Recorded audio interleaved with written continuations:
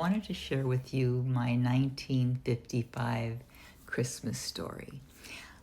At that time, I was 8, and my sister Nona was 6, going on 7, and we were raised like twins, so we did everything together.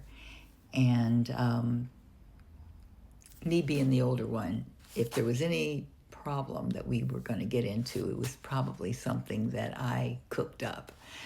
Nona was very quiet, and she just loved to watch me. And I was just all over the place. I mean, I was a piece of work. But anyway,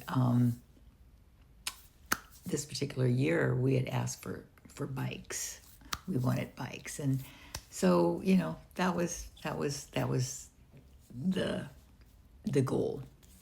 Now, when I say that we were raised like twins, we really were. We wore the same dresses for Christmas, for Easter. Look, we even wore the same play outfits every day. We were dressed alike. I think my mom actually wanted us to be twins because really we did everything alike.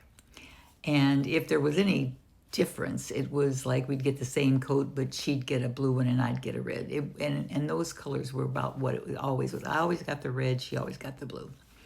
But anyway, so we got prepared for Christmas, and we knew that we had to be good because we didn't want to get on the naughty list, because according to Mom, if you got on the naughty list, you might not get anything, and you might get a note from Santa letting you know that you didn't get anything.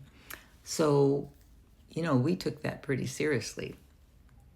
Anyway, we got ready for Christmas Eve. We got ready and we made the cookies, and we put the cookies out and the milk out, and we got all prepared for, our big day. And we went to sleep with full intentions of waking up to some beautiful, wonderful, shiny, sparkly gifts. And so my dad was Santa's helper. And so when he put the bikes together, he was able to put the red bike together. But when it got to the blue bike, there were some parts missing, and so he couldn't put the blue bike together. So the next day came, and we woke up really early. And I don't know if you remember, but Christmas was so magical, right? Because you woke up, it was really quiet, and you went into the area where your Christmas tree was, and the lights were lit, and everything was all sparkly and quiet. And you're like, oh my God. And as our eyes adjusted, we noticed that there was really only a red bike there. And there was no blue bike. And so we started looking around for different things, and sure enough, Nona got a note. Nona got a note. Oh my God, Nona got a note.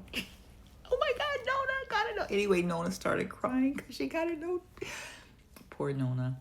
Anyway, needless to say, what the note said was that Santa had had an accident in the sleigh and dropped some of the pieces to the blue bike, and that he was going to drop that off for my dad so he could fix the bike.